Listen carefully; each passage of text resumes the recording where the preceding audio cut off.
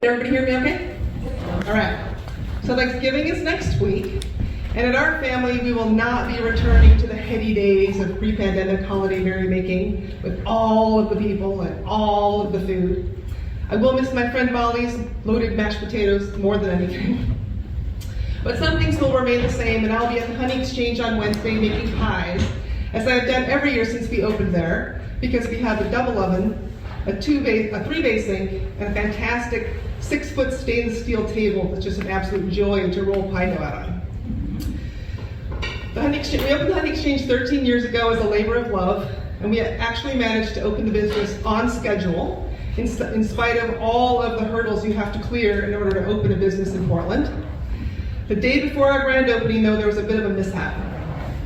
We were working through our final punch lists, and on my husband's list was a task where he needed to move a phone line from one side of a room to another.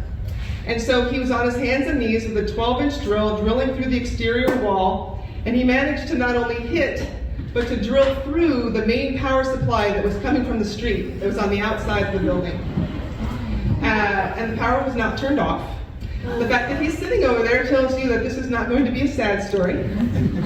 But there was suddenly a crisis. So we called the master electrician that had been helping us with some other projects in the store.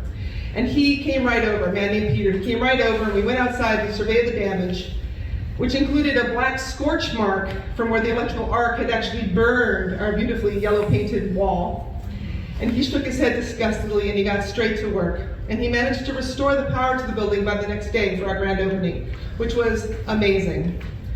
And then adding to that, because he's the nicest person alive, he refused to invoice us. He said, "You guys are just getting started.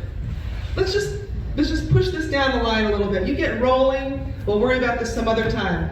I really love what you're doing here."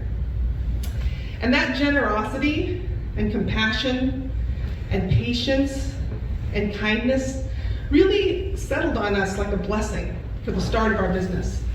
And those qualities became the cornerstone of our company culture. And 13 years later, our customer base is really a community unto itself, where they act sort of like neighbors, where we do nice things for them and they do nice things for us. And when they do nice things for us, it sort of comes in the form of something from their kitchen or gardens. And 2 days before Thanksgiving in 2021, a man brought me a bag of apples. And he said, "Thank you so much for helping me with my bees this year. These came from my tree and they make a great pie. Happy Thanksgiving." Well, it just so happens that in 2021, we had an even stronger than usual pie theme working. Because you'll remember, we were all pandemic veterans by then, right? We all had to reinvent our holidays. And that year, we were really going far afield, literally and figuratively. Because while our older daughter had moved home and was riding out COVID at home with us, our younger daughter, Katie, was going to college. She was a senior in college at the University of Hawaii that year, which is really far. I mean, it sounds amazing, and of course, it is in many ways, but it's really far. And she was really suffering from loneliness and isolation during that time. But by November of 21, we were vaccinated and boosted. And so we decided that my husband Phil should go to Hawaii for Thanksgiving and spend it with Katie, because she was going to be out of school from the Wednesday before the holiday until the Tuesday after, and he would get some quality time with her. And he agreed to take one for the team and go to Hawaii for Thanksgiving. Meanwhile, Maura, my older daughter, and I were planning our 2-person holiday. And we just wanted to find something that we could just get the most enjoyment as we could out of those 24 hours. Because as a small business family, we know that Thanksgiving is not the start of a long weekend. It's a 1-day holiday followed by 3 very busy days and 5 extremely busy weeks. So we wanted to just come up with a plan. And our plan was this: pajamas, puzzles, and pie. And I was on board. So she likes pumpkin pie the best, that was on the menu. I like chocolate orange pecan little pie bites, because sometimes I want a pie snack. That was on the menu. Tuesday, I take Phil to the bus station so we can go to Logan, and I go to work, and this man brings me this bag of apples. And I call up Maura, and I go, "Maura, the universe approves of our plan. It has provided us with a bag of apples."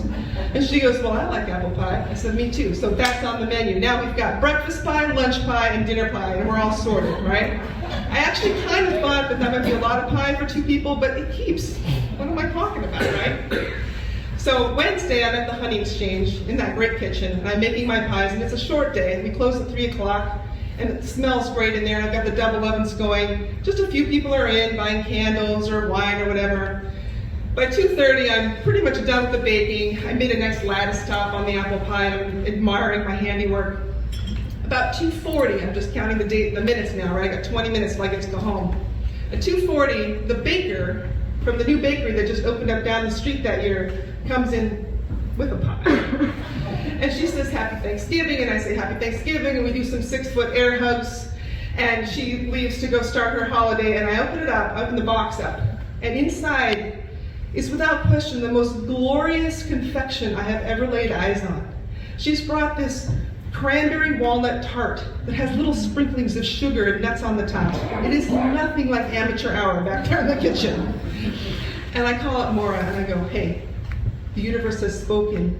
It really likes our plan. We've been given another pie." And she goes, "I didn't think we needed another pie." And I said, "Me neither, but wait till you see this thing. You're gonna change your mind." She's like, "All right." So we go home, I go home, and we just put all the pies on the kitchen counter, and we don't cut into them that night because we're holding off till Thursday. It's finally Thanksgiving morning, and it's very early because I have a very old dog that needs to go out at 5 in the morning. And on the way back through the house, I started firing the wood stove so that the house will be nice and cozy when I wake up. And I sleep until 9 in the morning, which is completely unheard of for me. And I'm lying there just luxuriating in the knowledge that I can just roll out of bed, put on some slippers, go down and have my first slice of pie, listen to Alice's Restaurant on the radio, start my puzzle. And then Maura comes in and she goes, "Mom, there's no hot water." Oh, God.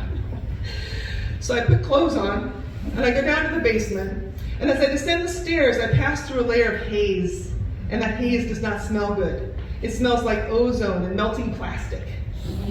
It's the smell of an electrical fire that I know so well. So I look at the boiler in the corner, which is a 35-year-old 7-foot tank. This is my likely culprit. And I walk up to it, and the little readout thing is all black and charred, and I think, haha. And then I go, that's it, that's my one move, that's all I got. But I immediately have 3 thoughts. Thought number 1 is, I'm so glad that Phil isn't at home right now.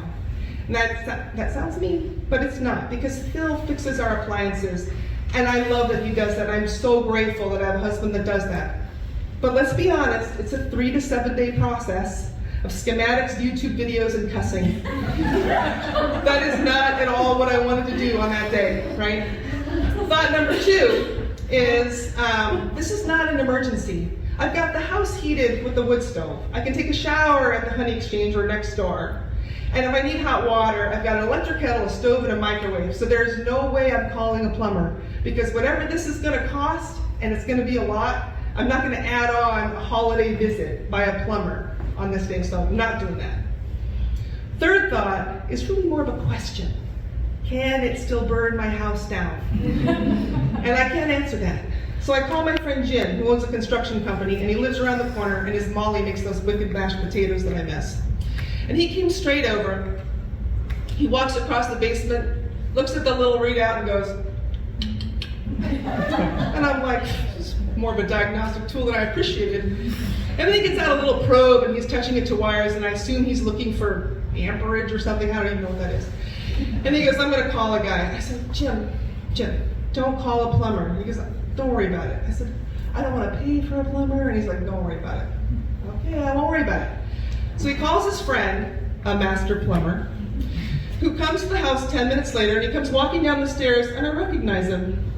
Not because I've ever seen him before, but because he looks exactly like his brother, the master electrician that saved us at the Honey Exchange 10 years before. And I tell him that, and he goes, "Oh yeah, Peter loves that place." He walks over to the boiler in the corner. I'm just gonna hold this because I feel like it's gonna fall.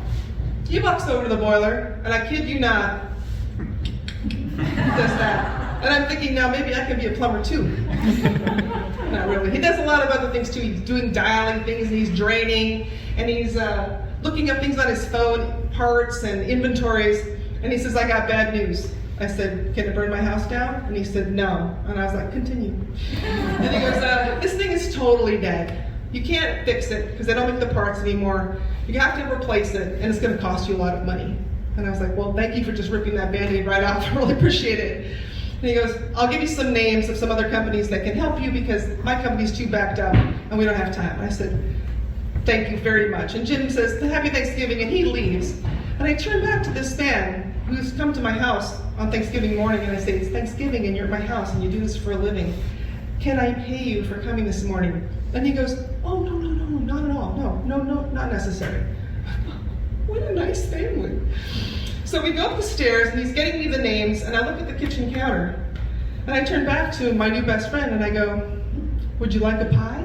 And he goes, yeah, that would be really nice. So I just closed the lid on that Norimoto pie and I hand it to him, and off he goes. And I turned back to Maura and I said, you know what, the universe was right, we did need that extra pie.